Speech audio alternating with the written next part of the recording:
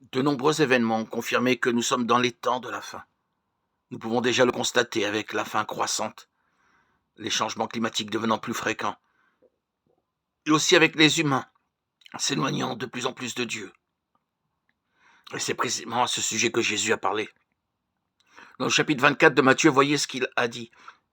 Une nation s'élèvera contre une nation, et un royaume contre un royaume, et il y aura en divers lieux des famines et des tremblements de terre. Tout cela ne sera que le commencement des douleurs. Alors, on vous livrera au tourment, et l'on vous fera mourir, et vous serez haïs de toutes les nations à cause de mon nom.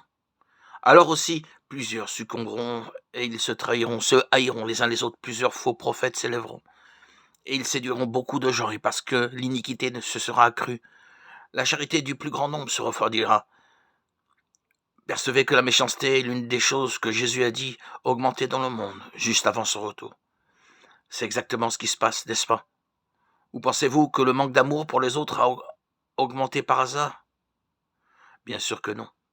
Et celui qui le confirme pour nous est l'apôtre Paul.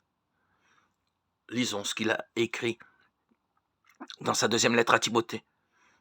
Sache que dans les derniers jours, il y aura des temps difficiles, car les hommes seront égoïstes, amis de l'argent, fanfarons, hautains, blasphémateurs, rebelles à leurs parents, ingrats, irreligieux, insensibles, déloyaux, calomniateurs, intempérants, cruels, ennemis des gens de bien, traîtres, emportés, enflés d'orgueil, aimant le plaisir pour que Dieu, ayant l'apparence de la piété, mais reniant ceux qui en fait la force.